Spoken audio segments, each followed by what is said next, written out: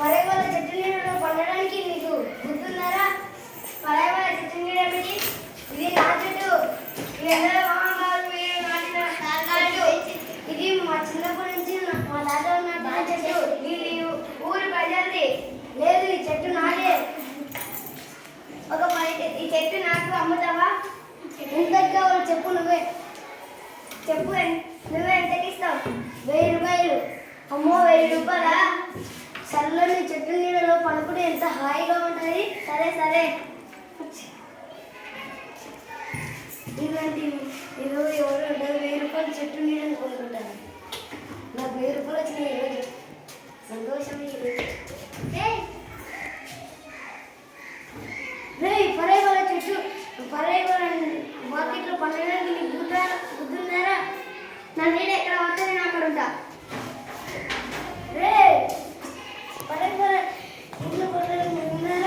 నా నీడ ఎలా వస్తాను ఉంటా నేను. ఎంత చెప్పాలి?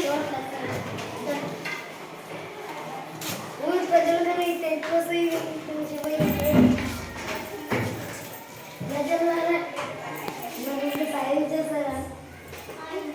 పక్క ఊరి నుంచి ఒక శివాయి అనే ఒక అబ్బాయి వచ్చి వెళ్ళిపోవాలి నా చెట్టు నీడుకుంటున్నాడు. మళ్ళా నా నీడ నాకు ఇచ్చేయంటే ఇవ్వడంలో నీడ ఎక్కడ పడితే అక్కడ చెప్పుకుంటున్నాను.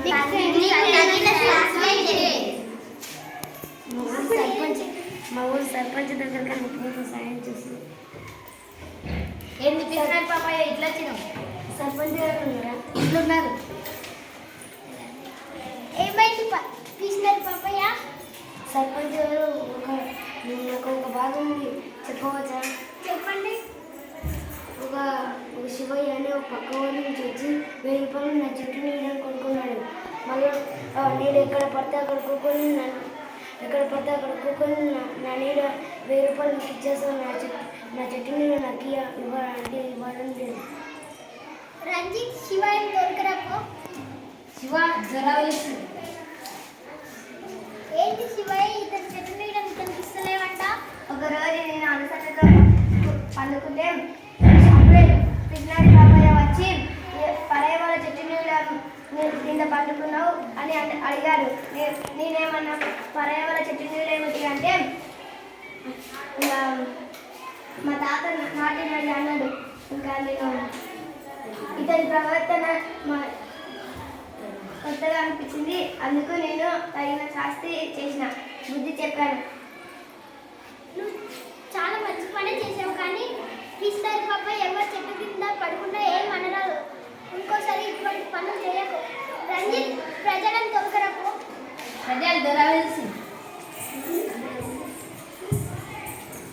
పిసినారి పాపయ్య చాలా మారిపోయిండు. అతని చెట్టు కింద ఇప్పుడు పడుకున్నప్పుడు ఏమన్నాడు? ఇప్పటికెళ్ళి అతన్ని మీకు తగిన శాస్తి జరిగిందని ఏమనకండి.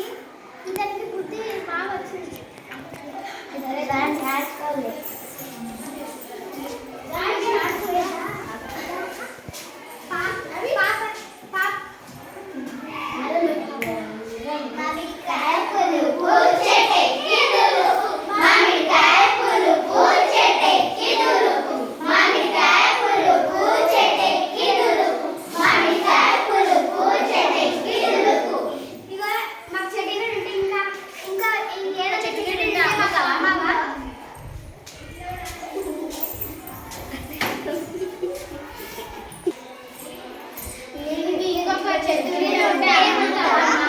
తప్పు జరిగిపోయింది, మళ్ళీసారి జరగకుండా చూసుకుంటాను.